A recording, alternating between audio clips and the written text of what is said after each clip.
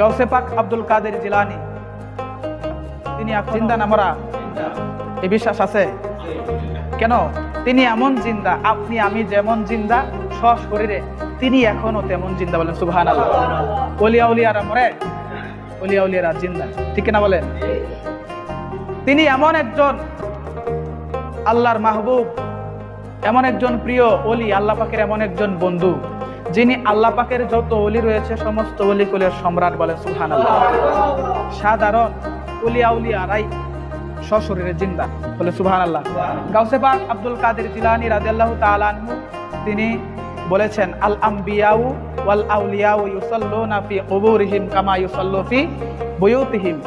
আল্লাহ পাকের সমস্ত নবীগণ, আল আম্বিয়াউ সমস্ত নবীগণ, ওয়াল আউলিয়াউ সমস্ত ওলিগণ, ইউসাল্লুনা ফি কুবুরিহিম তিনিদের কবরে অর্থাৎ মাজার শরীফে নামাজ আদায় করতেছেন। বলেন সুবহানাল্লাহ। কামা যেভাবে, ইউসাল্লু ফি বুয়ুতিহিম তিনি উদাহরণ দিচ্ছেন যে কামা যেভাবে ইউসাল্লু ফি বুয়ুতিহিম জীবিত অবস্থায় তিনিদের ঘরে আদায় করতেন। বলেন সুবহানাল্লাহ। তাহলে গাউসে পাকের পবিত্র বাণী দ্বারা বোঝা গেল তিনি জিন্দা, ঠিক কিনা বলেন? কেমন জিন্দা?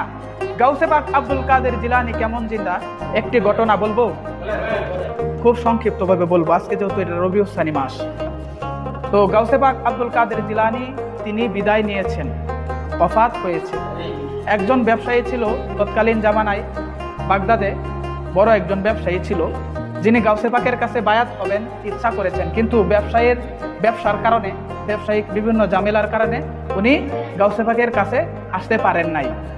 তো একদিন সময় করে উনি প্রস্তুতি নিলেন, কিন্তু জানেন না যে গাউসে পাক কি হয়েছেন, বিদায় নিয়েছেন। গাউসে পাক বিদায় নিয়েছেন উনি জানেন না।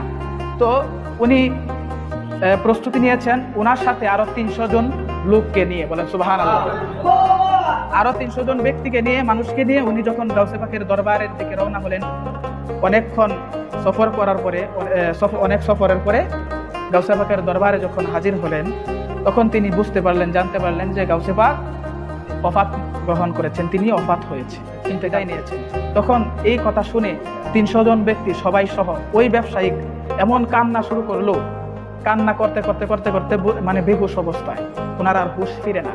রাত্র যখন হয়েছে, রাত্র গভীর হওয়ার পরে গাউসে পাক আব্দুল কাদের জিলানী তিনি মাজার শরীফ থেকে সশরীরে এসে ওই ব্যক্তিকে ডাক দিয়ে তুললেন। বলেন সুবহানাল্লাহ।